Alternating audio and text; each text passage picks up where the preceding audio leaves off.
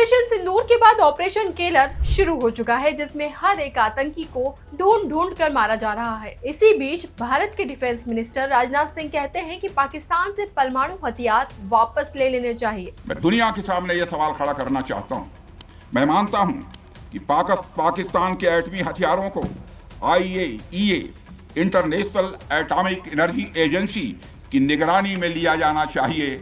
मैं ये कहना चाहूंगा और साफ तौर पर कहना चाहूंगा, बात सही भी है। बार बार परमाणु हथियारों की धमकी देने वाले पाकिस्तान के पास समझदारी की भी बहुत कमी है। गुस्से में तिलमिलाए पाकिस्तान के फॉरेन मिनिस्ट्री के स्पोक पर्सन शफाकत अली बोले कि भारत पाकिस्तान की ताकत से डर रहा है। पाकिस्तान के पास 170 परमाणु हथियार है और उसके मुकाबले भारत के पास 172 परमाणु हथियार है। कौन ज्यादा ताकतवर है ये तो आप समझ ही गए होंगे, लेकिन भारत क्या है ये उसने दुनिया की नाक के नीचे से परमाणु हथियार बनाकर उसका टेस्ट करके बता दिया था।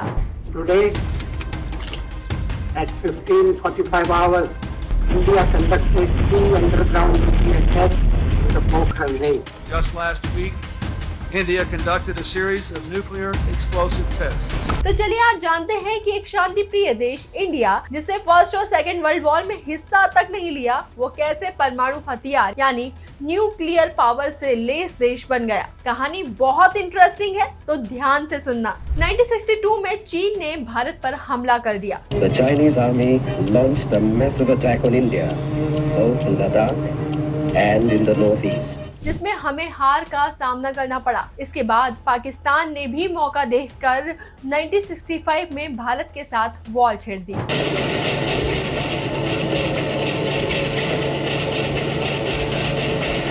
हालांकि इस वॉर में हमने पाकिस्तान को बुरी तरह हराया था, लेकिन यही वो वक्त था जब इंडिया के लीडर्स को लगा कि चाइना और पाकिस्तान का सामना करना है तो न्यूक्लियर वेपन्स से लैस होना बहुत ज्यादा जरूरी है। तो कहानी शुरू होती है हमारे देश के सबसे बड़े साइंटिस्ट डॉक्टर होमी जे भाभा से। जब अमेरिका ने हिरोशिमा और नागासाकी में परमाणु हमला किया, तभी से होमी भाभा जवाहरलाल नेहरू से एटॉम बम बनाने के लिए परमिशन मांग रहे थे, लेकिन नेहरू इस प्रोजेक्ट को मंजूरी नहीं दे रहे थे। आखिरकार इस प्रोजेक्ट को पीसफुल प्रोजेक्ट के नाम पर मंजूरी मिली। फिर होमी भाभा ने 1954 में इसके लिए एटॉमिक एनर्जी एस्टेब्लिशमेंट ट्रॉम्ब बनाया, जिसमें भारत में न्यूक्लियर वेपन्स की रिसर्च की जा सके। लेकिन 1865 यानी 1965 में डॉक्टर होमी भाभा की प्लेन क्रैश में डेथ हो जाती है। फिर 75 साइंटिस्ट की टीम और इंजीनियर्स ने मिलकर इस प्रोजेक्ट को जारी रखा। उस समय एटॉम एनर्जी डेवलपमेंट टीम को राजा रामन्ना लीड कर रहे थे, लेकिन उसी टाइम परेशानी ये भी थी कि ना ही हमारे पास खाने के लिए पर्याप्त खाना था और ना ही पर्याप्त पैसे। हमारी आधी से ज्यादा आबादी गरीबी में जी रही थी। उस समय UASR, UK, चीन और फ्रांस के पास न्यूक्लियर पावर थी। चाइना को देखते हुए हमारे पास भी न्यूक्लियर पावर होना जरूरी था। देश की इकोनॉमी लड़खड़ा रही थी। यही देखते हुए चाइना और पाकिस्तान भारत पर नजरें भी गड़ाए हुए थे। न्यूक्लियर वेपन्स बनाने में चाइना पाकिस्तान का सपोर्ट कर रहा था, वहीं अमेरिका ने भी भारत का साथ देने के बजाय पाकिस्तान को सपोर्ट दिया। जी हाँ, अमेरिका हमेशा से यही करता आया है। नेहरू ने भारत को न्यूक्लियर वेपन्स बनाने से मना कर दिया था, लेकिन जब लाल बहादुर शास्त्री ने देश की कमान संभाली तो ये फैसला बदलता है और भारत को न्यूक्लियर वेपन्स बनाने की परमिशन मिल जाती है। वेस्टर्न कंट्रीज कभी नहीं चाहती थी कि भारत के पास न्यूक्लियर पावर आए और हमारा देश भी दुनिया के न्यूक्लियर पावर रखने वाले देशों में शामिल हो। लेकिन भारत ने सोच लिया था कि अब तो आगे बढ़ना ही है। इसके लिए 2 टीमें बनाई गई, जिसमें पहली टीम बार्क के डायरेक्टर राजा रामन्ना लीड कर रहे थे और दूसरी टीम को DRDO के डायरेक्टर BD नागा चौधरी को सौंप दिया गया था। दोनों टीमों को मिलाकर 75 यानी 75 साइंटिस्ट की टीम इस प्रोजेक्ट में लगी थी, लेकिन 3 ही लोगों के पास इस प्रोजेक्ट की जानकारी थी, जिसमें पहली प्राइम मिनिस्टर इंदिरा गांधी थी। इस मिशन को इतना सीक्रेट रखा गया था कि उस वक्त के होम मिनिस्टर और डिफेंस मिनिस्टर को भी इस बात की जानकारी नहीं दी गई थी। फिर काफी मुश्किलों के बाद न्यूक्लियर डिवाइस तैयार किया गया। प्लूटोनियम और न्यूट्रॉन इनिशिएटर के लिए साइंटिस्ट को काफी परेशानी आई। आखिरकार सभी मुश्किलों से लड़ने के बाद भी काम पूरा हो गया, लेकिन अब मुश्किल ये भी थी कि ये बनाया गया डिवाइस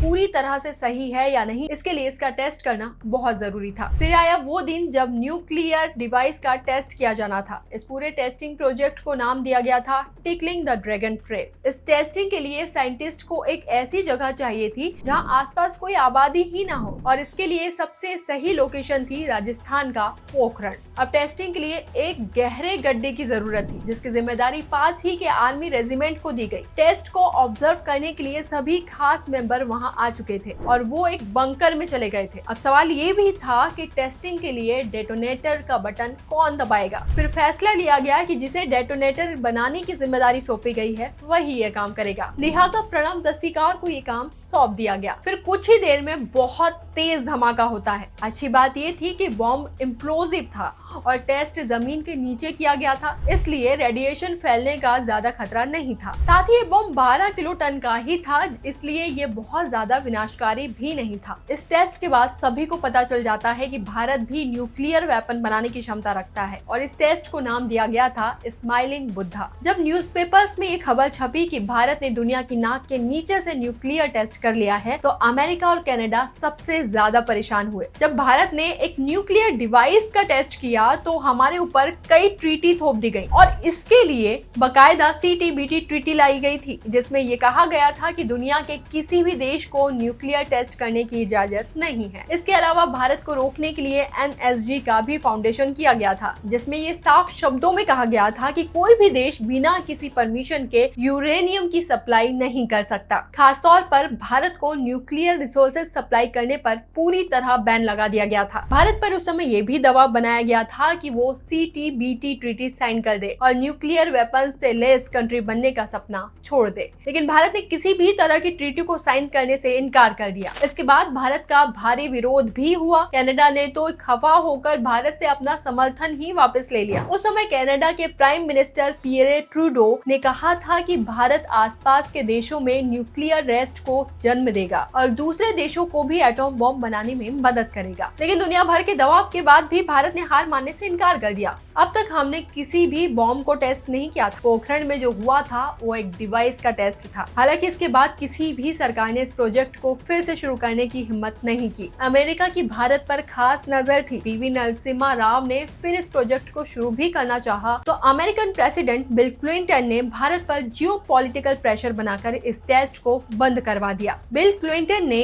एक नहीं बल्कि दो बार भारत के प्रधानमंत्री P नरसिम्हा राव को कॉल करके ये कहा कि अगर ये टेस्ट हुआ तो भारत को इसका अंजाम भुगतना पड़ सकता है। साफ है कि अमेरिका कभी भी भारत को इस पावरफुल पोजीशन में नहीं देखना चाहता था। इतना सब कुछ होने के बाद भी भारत ने अपने गोल से नजर नहीं हटाई और फिर इस प्रोजेक्ट में डॉक्टर APJ अब्दुल कलाम को साथ मिला अटल बिहारी वाजपेयी का। 1996 में उन्होंने PM बनते ही इस टेस्ट को मंजूरी दे दी। सत्ता का खेल तो चलेगा, सरकारें आएंगी जाएंगी, पार्टियां बनेगी बिगड़ेंगी, मगर ये देश रहना चाहिए, इस देश का लोकतंत्र अमर रहना चाहिए। बस शर्त ये थी कि ये टेस्ट जल्द से जल्द होना चाहिए, लेकिन अनफॉर्चुनेटली उनकी सरकार 13 दिनों में ही गिर गई। फिर जब दोबारा उनकी सरकार आई तो फिर उन्होंने इस टेस्ट को मंजूरी दे दी। इस टेस्ट का सबसे बड़ा काम इसे सीक्रेट रखना था, जिसमें अमेरिका के सैटेलाइट से लेकर पाकिस्तान तक की नजर से इसे बचाना था। Lot of pressure, geopolitical pressure. But he took a decision. India will go ahead with the test. इसकी हर इंफॉर्मेशन को भी काफी सीक्रेट रखना था। सबसे बड़ी बात तो ये थी कि किसी को भी ये पता नहीं चलना चाहिए कि ये टेस्ट कंडक्ट होने वाला है। इस काम के लिए इंडियन आर्मी की 58 रेजिमेंट को चुना गया। इंडियन आर्मी इस काम को बखूबी कर सकती थी। सैटेलाइट और CIA से इस टेस्ट को बचाने के लिए आर्मी ने रेत की तूफानों का सहारा लिया। इसे इतने गुपचुप तरीके से किया गया कि इस काम की भनक सीनियर गवर्नमेंट ऑफिसर तक को नहीं थी। इस टेस्ट में काम करने वाले लोगों के कोड नेम थे। साइंटिस्ट भी आर्मी यूनिफॉर्म में इस प्रोजेक्ट पर काम कर रहे थे। टेस्ट साइट पर ज्यादातर काम रात में होता था, क्योंकि रात के अंधेरे में सैटेलाइट को चकमा दिया जा सकता था। सेंसर केबल को रेत से ढक दिया जाता था। हैरानी की बात तो यह है कि जैसे ही सैटेलाइट का फोकस यहाँ होता, उससे पहले ही सभी ऑब्जेक्ट्स को वापस उनके पोजीशन में रख दिया जाता था। इवन CIA को इस प्रोजेक्ट की भनक न लगे, इसके लिए इसकी साइट्स पर आर्टिफिशियल मेडिटेशन को उगाया गया था। सेंसर केबल्स को रेत से ढक दिया जाता था। इस इसके अलावा इसी दौरान आर्मी ने पोखरण रेंज के पास क्रिकेट टूर्नामेंट तक रखवा दिया, जहां दिन में कई सैनिक क्रिकेट खेला करते थे, ताकि CIA को ये लगे कि पोखरण में कोई क्रिकेट टूर्नामेंट चल रहा है। जबरदस्त टीम वर्क के साथ साइट्स को टेस्ट के लिए तैयार कर लिया गया था। जब एटम बॉम्ब को पोखरण ले जाया जा रहा था, उस वक्त इसे हैवी सिक्योरिटी तक नहीं दी गई थी, ताकि किसी को भनक न लगे, और इस प्रोजेक्ट को नाम दिया गया व्हाइट हाउस। लेकिन परेशानी ये थी कि जब ये टेस्ट होना था, उस समय पोखरण में तेज हवाएं चल रही थी, इसलिए साइंटिस्ट की टीम को वेट करना पड़ा। फिर 3:45 पर जब हवाएं रुकी तो पोखरण में एक नहीं बल्कि 3 धमाके होते हैं।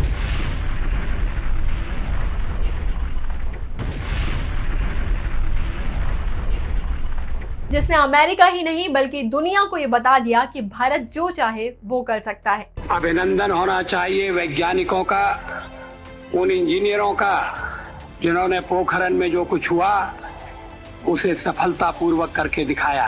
इंडिया की इस बड़ी अचीवमेंट को ऑपरेशन शक्ति नाम दिया गया। इस टेस्ट से अमेरिका, कनाडा, चीन ही नहीं बल्कि जापान भी दुखी था। अमेरिकी प्रेसिडेंट ने तो भारत के इस टेस्ट को एशिया के लिए खतरनाक बता दिया था। India's action threatens the stability of Asia and challenges the firm international consensus to stop all nuclear testing. So again, I ask India to halt its nuclear weapons program and join the 149 other nations that have already signed the Comprehensive Test Ban Treaty. United action by the Security Council means the international community finds India's actions unacceptable. लेकिन इन सभी बयानबाजियों के बीच अटल बिहारी वाजपेयी ने सूझबूझ से काम लिया और ये साफ कर दिया कि भारत ने वेपन अपनी सुरक्षा के लिए बनाया है। हम परमाणु हथियारों का प्रयोग करने में पहल नहीं करेंगे। एटमी हथियार रक्षा के लिए भी हो सकते।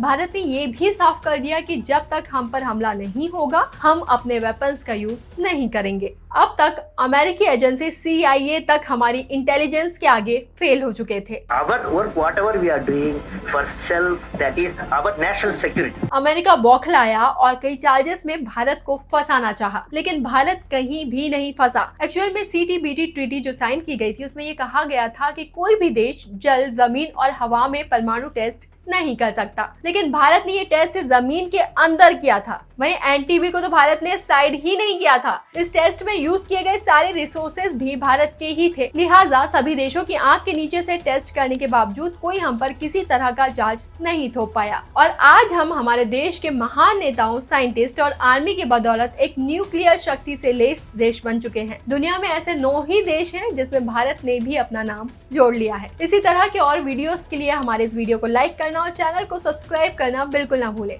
नमस्कार।